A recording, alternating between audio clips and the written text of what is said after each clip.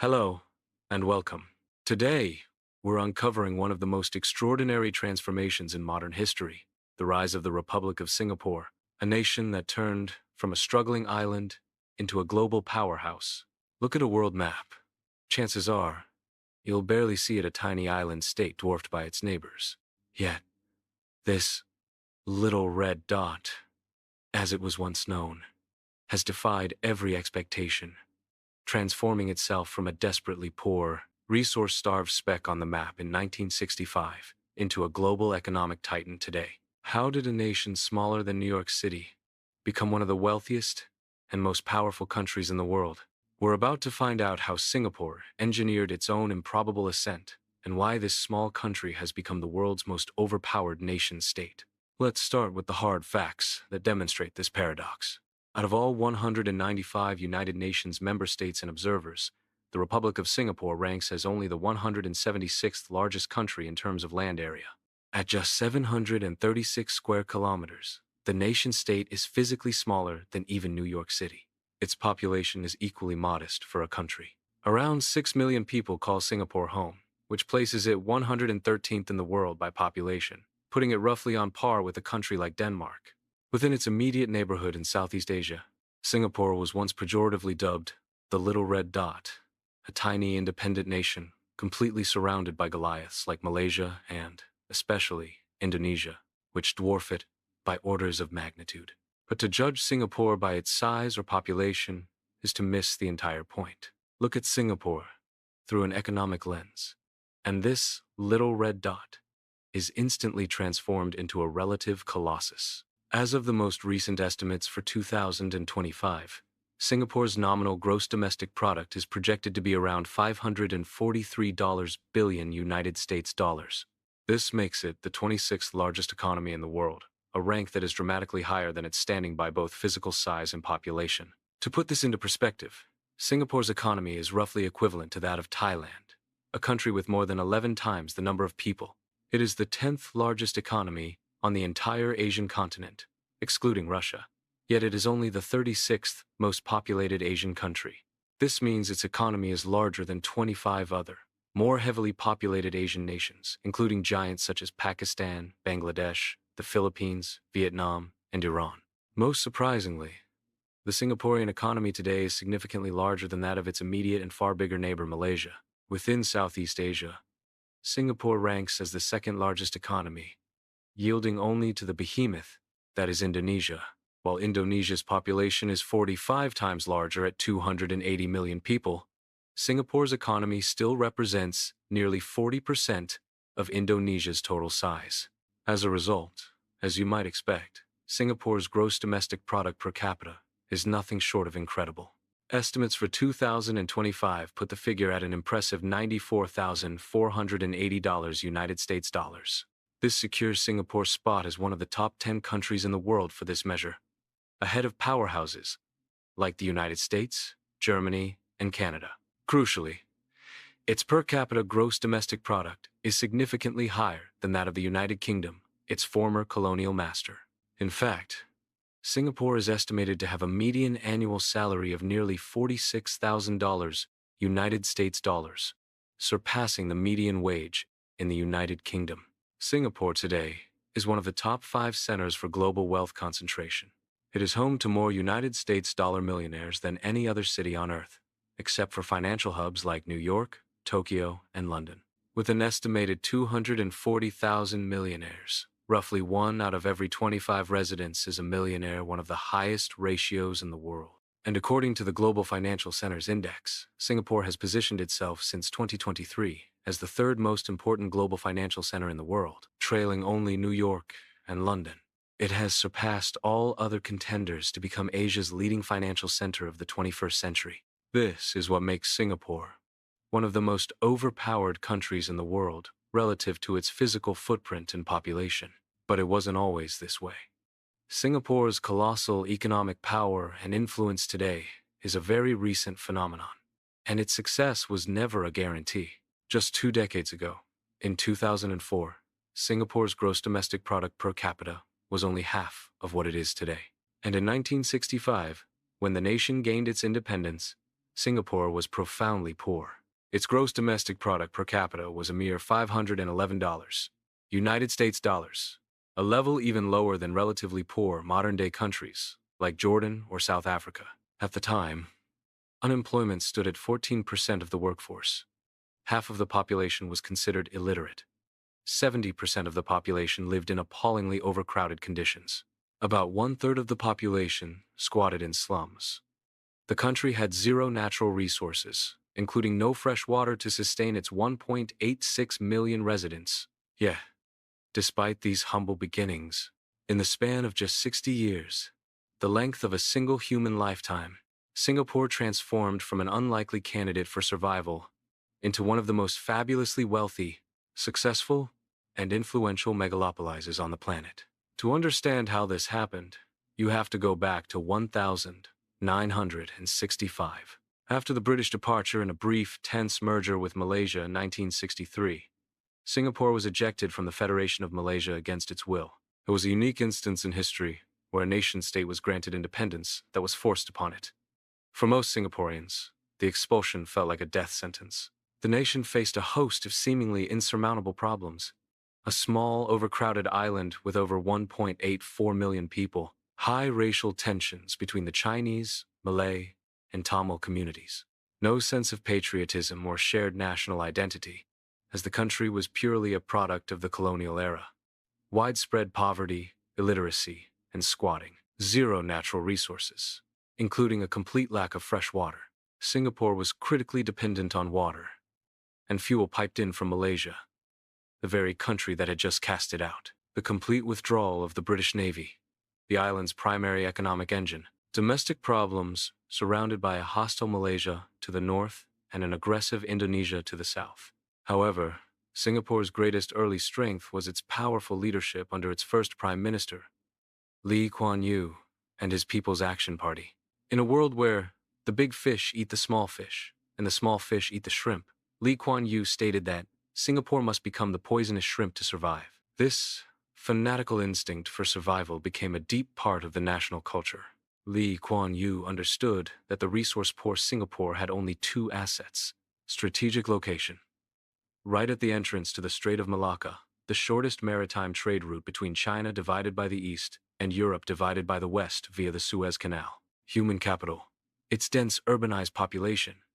The only way to kickstart the economy was to attract the maximum possible amount of foreign investment. To do this, Singapore had to radically transform itself into the mega corporation's dream state. The People's Action Party began decades of painstakingly crafting Singapore into a country that is run like a corporation. Every decision was made to make Singapore the most appealing place on the planet for international business. Taxes and regulation. Corporate and personal income taxes were set as some of the lowest in the world. Business regulation was minimal, often enabling Singapore to rank as the easiest country in the world to do business or start a company. Stability and governance. Trade unions were strictly regulated, and strikes were limited or banned. Public protests were practically outlawed. The People's Action Party, led by Lee Kuan Yew, who ruled for over 3 decades until 1991, and his party have remained in power continuously for 60 years until today. This limited democracy, with continuous one-party rule, provided uninterrupted stability and predictability for foreign investors. Fighting corruption and crime. A policy of zero tolerance for corruption was enforced. Officials were punished with extremely harsh sticks, including executions, and rewarded with generous carrots, very high salaries, to eliminate temptation. A hardline approach to crime and drugs was also adopted, including the death penalty by hanging for drug traffickers. Between 2022 and 2024, Singapore ranked among the top 10 countries worldwide for legal executions, almost all of which were related to drug trafficking. The goal was clear: uninterrupted political stability, no protests, no crime, no corruption, low taxes, minimal regulation, and a maximum business-friendly environment to attract foreign investment. The People's Action Party government reasoned that Singaporeans would tolerate the soft autocracy and limited political rights if they were happy and continued to get richer. So, a system of sticks and carrots was created for the people themselves to reduce the chance of destabilizing action. Housing and home ownership. The government bought up roughly 90% of all land in the country at below market prices. The Housing and Development Board was created, which built nearly 1 million new apartments.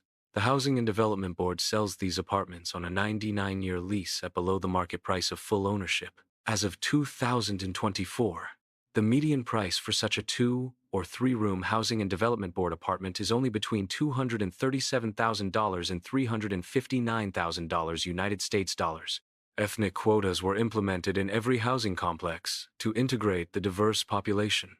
A mandatory savings program, the Central Provident Fund, forces workers to save a minimum of 20% of their salary, and these savings can be used for down payments and mortgage payments on Housing and Development Board apartments. As a result, Singapore has one of the world's highest home ownership rates, with 88% of the housing stock being owner-occupied. This is far higher than in the European Union, the United Kingdom, the United States, or Germany, and it earned the People's Action Party enormous loyalty from its citizens. Education and healthcare. A massive focus was placed on education to maximize human capital, creating a world-class system that churns out highly skilled and highly paid workers. A world-class healthcare system was created to keep citizens and foreign workers healthy and productive. Transportation and efficiency. A globally renowned public transit system was built, connecting all Housing and Development Board housing clusters to the central business district. Driving a car was deliberately made prohibitively expensive through taxes and fees to incentivize public transport use and reduce dependence on fuel imports. For instance, a new standard Toyota Camry hybrid costs around $83,000 United States dollars, which is about 6 times more expensive than in the United States. Today, only about a third of Singaporean households own a car. 80% of households live within a 10-minute walk of a public transport station. This decades-long, brilliantly executed strategy has made Singapore's workforce and infrastructure extraordinarily efficient, further attracting foreign investment. A key factor in the success was Singapore's crucial geographic position, finance, and the Asian dollar.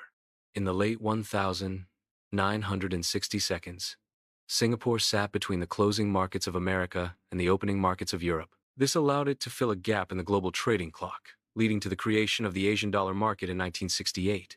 This became the foundation for its modern banking and financial sector. The trading crossroads. Singapore is located directly at the southern tip of the Malay Peninsula, holding a commanding position at the entrance to the Strait of Malacca. This is the shortest sea route between East Asian nations, China, Japan, Korea, and the oil-rich Persian Gulf, as well as the large consumer market of Europe. A global hub. Roughly 1/3 of all global crude oil and natural gas trade by sea passes through the Strait of Malacca, making it the world's most congested choke point. About 30% of all global trade, valued at $3.5 trillion, flows through the strait annually. Singapore's port is the second busiest port in the world by overall trade volume, after Shanghai. Crucially, Singapore is the world's largest transshipment hub, where cargo is transferred from one vessel to another, or from ship to plane.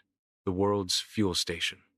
The government quickly realized that its location on the world's busiest maritime knot, with an immense density of sea traffic, gave it a massive pool of potential customers needing fuel. Singapore transformed itself into the world's largest fuel station to service this traffic. It is the largest port for ship refueling in the world, supplying approximately 5 times more fuel to the maritime industry than the second largest port, Rotterdam in the Netherlands. Oil refining without oil. Thanks to foreign investment, Singapore rapidly built up its own oil refining capacity. Today, it ranks among the top 15 countries globally for oil refining capacity, despite its size. Its 3 major refineries, ExxonMobil, Shell, and Singapore Refining Company, allow it to process around 1.4 million barrels of crude oil per day. Since few people drive in Singapore itself, the nation exports the vast majority of these products. As a result, despite having no natural resources of its own, Singapore has become the 5th largest exporter of refined petroleum products on the planet, trailing only giants like Russia. Surrounded by larger, poorer neighbors, Singapore has spent decades converting its earned wealth into an impossibly powerful military to protect its sovereignty and its massive wealth. Vulnerability and deterrence. Singapore remains critically dependent on importing water and food. It imports over 60% of its water and about 50% of its food from Malaysia. Malaysia has repeatedly used this as a point of leverage, threatening to cut off supply or raise prices.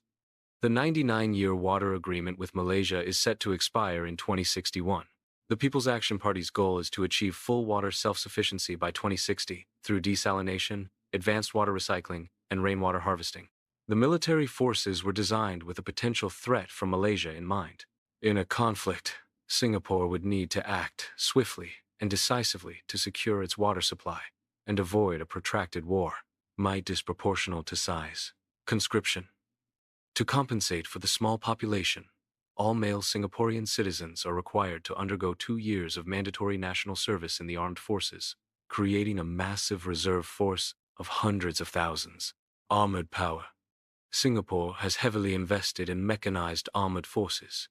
It operates 170 main battle tanks, 3 times more than Malaysia and more than the entire United Kingdom. Air Force. The Republic of Singapore. Air Force operates 59 Farrads 16 and 40 Farrads 15 fighter jets. It has also ordered 20 advanced F-35 stealth fighters, which will make it the first and currently only country in Southeast Asia to operate them. The Republic of Singapore Air Force has as many fighter jets as Malaysia and Indonesia combined. Navy. The Republic of Singapore Navy operates 6 modern attack submarines, with 2 more on order. 8 submarines is more than Malaysia and Indonesia combined, making it the most potent submarine force in Southeast Asia. Overall, the Republic of Singapore Navy is considered the most powerful in the region and is comparable in capability to the Royal Australian Navy. Ministry of Defence Budget. For the 2025 fiscal year, Singapore's Ministry of Defence budget is projected to be around $17.5 billion United States dollars, or approximately 3.2% of its gross domestic product. Singapore spends more on defense than Malaysia and Indonesia combined. As a result, Singapore is often considered the most militarized country in the world, with the highest concentration of soldiers, tanks, and naval vessels per square kilometer. This sends a clear signal to foreign investors. Their capital in Singapore will be safe. The biggest threat to Singapore's future is the growing risk of war between the United States and China over Taiwan, and the potential for Singapore to be forced to pick a side. Singapore has spent decades striving to meticulously balance its relationships with both superpowers. China is Singapore's largest source of imports and exports. Around 3/4 of Singapore's population are ethnic Chinese. A Pew Research Center poll in June 2024 showed that 67% of Singaporeans have a favorable view of China, which is significantly higher than in any other developed country. Around $156 billion United States dollars of capital from mainland China and Hong Kong is invested in Singapore. United States. Investment from the United States into Singapore is even more massive. $428 billion United States dollars. United States-based companies employ over 200,000 people, about 6% of the workforce. Since 1990, Singapore has had an agreement with the United States allowing its military to use its naval and air bases, including hosting United States aircraft carriers. Singapore hosts the regional headquarters for both Chinese, TikTok, ByteDance, Alibaba, and American, Apple, Alphabet, Meta, Microsoft firms. In a conflict scenario, both sides would pressure Singapore. Singapore controls the gateway through which nearly all of China's oil and gas flows. If the United States forced Singapore to enforce sanctions on China, Chinese capital would flood out of the country, crippling the economy. If Singapore refused to cooperate, America could restrict its access to the United States dollar financial system, which would equally cripple its banking sector. It was the unprecedented era of globalization, openness, and free access to the seas that allowed Singapore to become so successful. The potential collapse of that era and a confrontation between its 2 biggest investors represent the greatest challenge in its history. Singapore has not only reinvested enormous sums into its citizens' housing, education, healthcare, but has also established a series of sovereign wealth funds to secure its economic future. As of 2025, the combined assets of the 3 main funds are Temasek Holdings, around $630 billion United States dollars in assets under management. Central Provident Fund, around $436 billion United States dollars in assets under management. GIC Private Limited, formerly known as Government of Singapore Investment Corporation, estimated at around $801 billion United States dollars in assets under management. Together, these three funds control assets totaling approximately $1.87 trillion United States dollars, an absolutely massive war chest for a country of its size. This places Singapore as the third highest nation in the world by the volume of its sovereign wealth funds, trailing only the United Arab Emirates and China.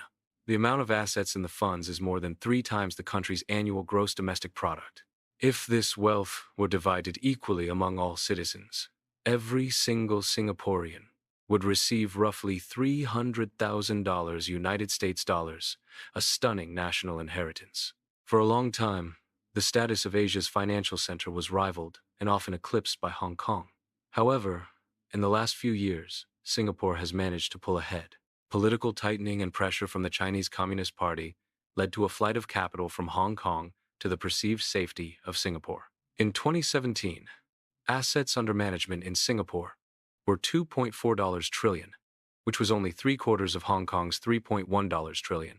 By 2023, Singapore's assets had soared to over $4.1 trillion, overtaking Hong Kong's $3.99 trillion. This means Singapore has surpassed Hong Kong to become Asia's leading city by assets under management, finally cementing its title as Asia's primary financial center and the third most important in the world. After independence, the People's Action Party authorities made a deliberate decision to maintain and solidify English as the country's primary language. This was done to maximize the economic benefits and potential of foreign investment. Today, Singapore is the most English-proficient nation in Asia and the second most proficient in the world among countries where English is not the native language.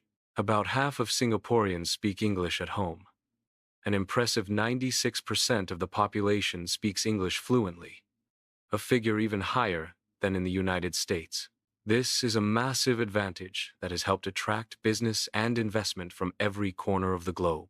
All in all, in just 60 years, through smart, tough, and long-term political decisions, coupled with its innate geographical advantages, Singapore has evolved from a poor, seemingly doomed island to the most overpowered state in Asia, if not the entire world. Its economy has grown from a meager $970 million in 1965 to a staggering $543 billion today. However, the biggest challenge looms ahead: the necessity of balancing its interests amid escalating United States-China tensions. Yet, the People's Action Party has steered the country through massive existential crises before. How they navigate Singapore through this geopolitical typhoon will determine whether the next 60 years of this city-state's history will be as incredibly successful as the last. Thank you for watching.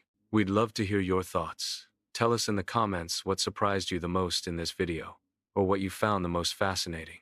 If you enjoyed this video, be sure to leave a like and subscribe to the channel. Many more thrilling, shocking, and mind-blowing stories are coming soon.